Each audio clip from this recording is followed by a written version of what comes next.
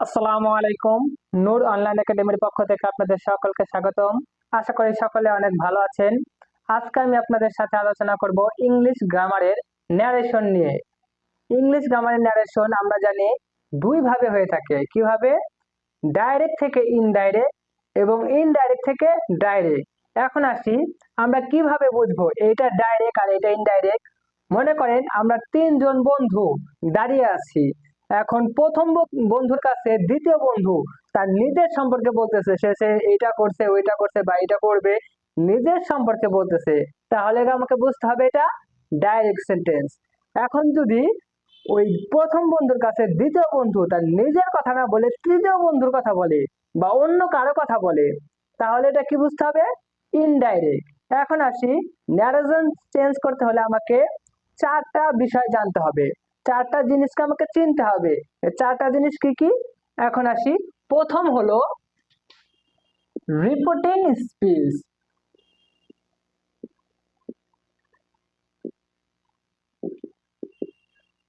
Reporting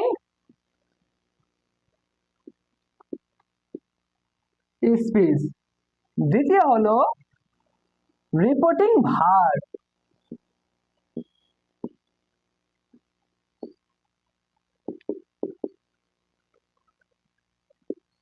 reporting verb. তৃতীয় হচ্ছে reported speech. কি?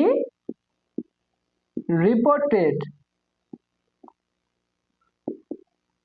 Reported speech speech. চতুর্থ হচ্ছে রিপোর্টেড ভার্ব।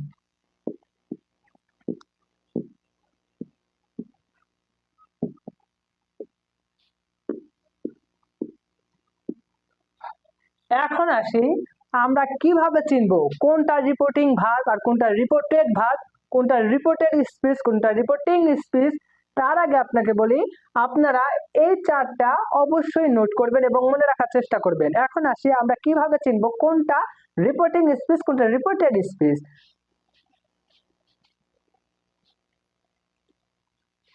যেমন নূর says I am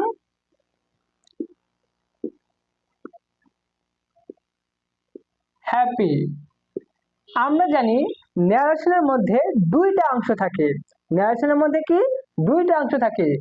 এই যে এটা হচ্ছে প্রথম অংশ, আর ইনভাইটেড কমার মধ্যে সেটা থাকবে, সেটা হচ্ছে দ্বিতীয় অংশ।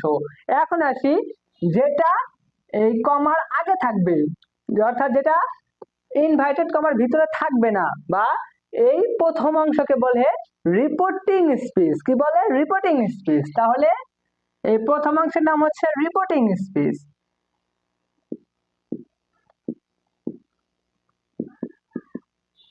রিপোর্টিং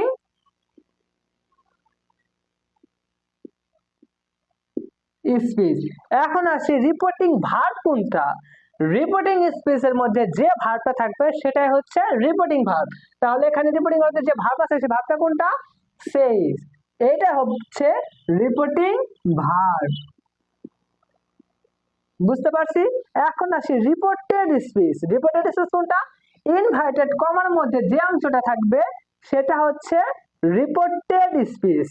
কি? Reported speech. আর রিপোর্টেড স্পিচের মধ্যে যে ভার্ব থাকবে সেটা হচ্ছে রিপোর্টেড ভার্ব। তাহলে রিপোর্টেড ভার্ব কোনটা? এম। এটা হচ্ছে কি? Reported verb. আশা করি সকলে বুঝতে পারছেন। এখন আসি ন্যারেশন চেঞ্জ নিয়ে, কিভাবে আমরা ডাইরেক্ট ন্যারেশনকে ইনডাইরেক্ট করব। এখন আপনাকে বলে দেই, আমরা আজকে করব অ্যাসার্টিভ সেন্টেন্সকে ডাইরেক্ট ন্যারেশনকে ইনডাইরেক্ট করণ পদ্ধতি। এখন এটা করতে হলে আমাকে চারটা বিষয় কাজ করতে হবে। কি? এই চারটা বিষয় হচ্ছে, প্রথম হচ্ছে আমার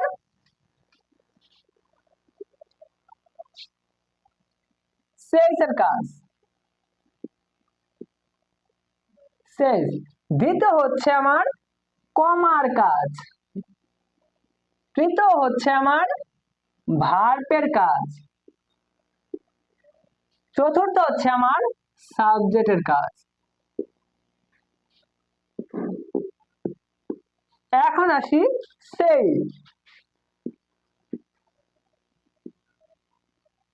আমরা জানি অ্যাসার্টিভ সেন্টেন্সের মধ্যে সেই থাকলে শেষ থাকে, তাহলে ওইটাই বুঝবে, কোনো পরিবর্তন হবে না। তাহলে অ্যাসার্টিভ সেন্টেন্সে শেষের পরিবর্তে সেইসই হয়।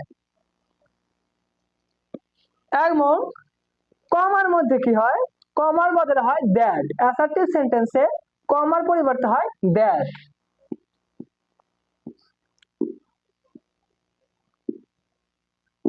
এবং ভার্বের যে কাজটা, ভার্বের কাজ খুব অল্প সময়ের মধ্যে হয়, সেটা সেন্টেন্স বুঝে।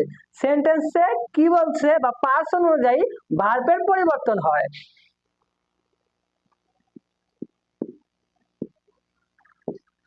তারপরে কি বলছে, সাবজেক্টের কাজ। এই সাবজেক্টের কাজটা আমাকে খুব ভালোভাবে জানতে হবে। আমি সাবজেক্টের কাজটা যদি সহজেই করতে পারি, তাহলে আমার ন্যারেশনের ভুল হওয়ার সম্ভাবনা খুব কম থাকবে। এবং ন্যারেশনটা যদি ভালোভাবে বুঝতে পারি, তাহলে আমাদের ন্যারেশনে কোনো ভুল হওয়ার সম্ভাবনা থাকে না। এর জন্য সাবজেক্টটা আমরা ভালোভাবে শিখবো। কিভাবে?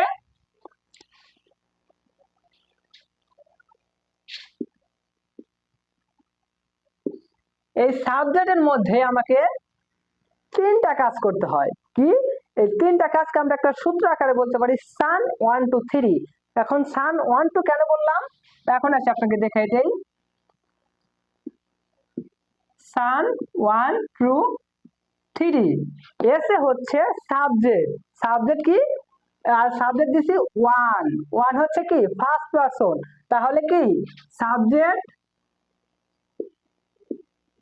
First person. আর অবজেক্ট, ওতে কি?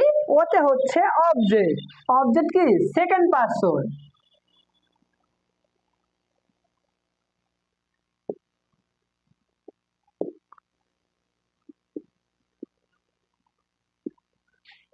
এখন আছে এন। এনে হচ্ছে নো চেঞ্জ।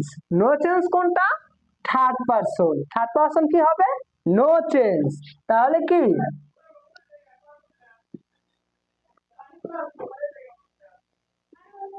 নো চেঞ্জ হবে থার্ড পারসন।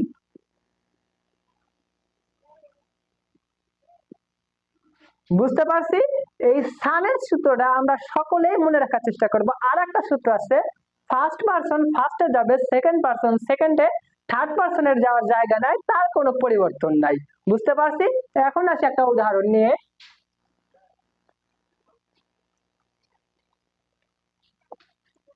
যেমন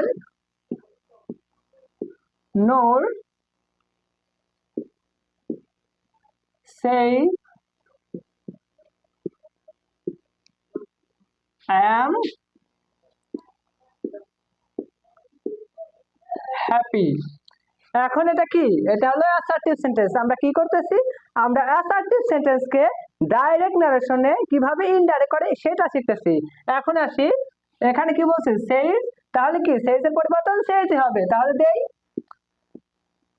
নূর সেই। এখন কমার বদলে কি বলছি? কমার পরিবর্তন হবে দ্যাট। তাহলে দেই দ্যাট। এখন আসি সনের নিয়ম নিয়ে। সনে আমি কি বলছি? ফার্স্ট পারসন হবে কি? সাবজেক্ট। সাবজেক্ট কি হবে? তাহলে কি? আই। আইটা ফার্স্ট পারসন আছে না, তাহলে কি? ফার্স্টে যাবে। ফার্স্টে কি আছে? নূর। নূরের এখন সাবজেক্ট কি হবে? হি। যেহেতু নূর এখন কি ছেলেকে বোঝানো হয়েছে না, যদি মেয়ে বোঝাইতো তাহলে হয়তো কি সি। যেহেতু এখানে সি, নূর ছেলে বোঝাইছে, তাহলে হবে কি? হি। তাহলে দিলাম হি। এখন আমি বলছি ভার্বের কাজ। ভার্ব কি হবে? আমরা জানি এম শুধু আই এর সাথে বসে, হির সাথে কি বসবে? হির সাথে বসবে ইজ। আমরা নোট বইয়ের মধ্যে দেখব কিভাবে এই ভার্বের পরিবর্তন হয়, সেটার একটা লিস্ট দেওয়া আছে। যেমন হির সাথে কোনটা বসবে, আই এর সাথে কোনটা বসবে, এরকম কিছু লিস্ট দেওয়া আছে। আমরা এগুলো মনে রাখবো এবং পড়ার মুখস্থ করার চেষ্টা করবো ইনশাল্লাহ। এখন আসি, তারপরে কি? হ্যাপি। হ্যাপিটা কি? হ্যাপি বসবে। বুঝতে পারছি ইনশাল্লাহ? তাহলে এটা হলো আমার ডাইরেক্ট নারেশনকে ইনডাইরেক্ট করণ পদ্ধতি। বুঝতে পারছি? আর একটা উদাহরণ নিয়ে আসতেছি।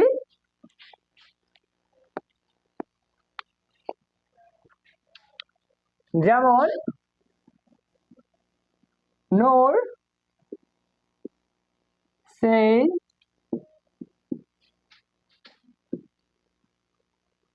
the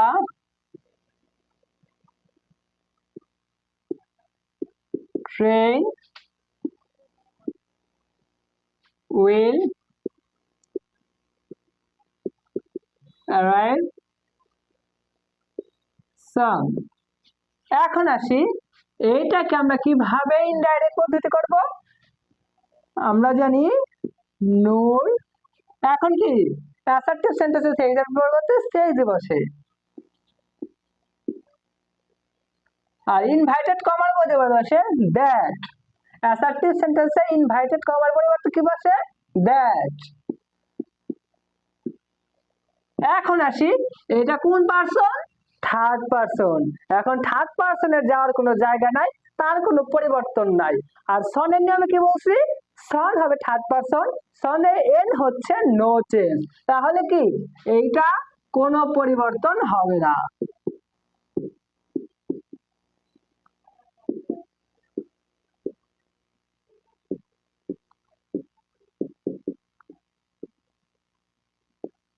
বুঝতে পারছি ইনশাআল্লাহ? এটা হচ্ছে আমার অ্যাসার্টিভ সেন্টেন্সে ডাইরেক্ট পদ্ধতিকে ইনডাইরেক্ট পদ্ধতিতে করা। বুঝতে পারছি সকলে?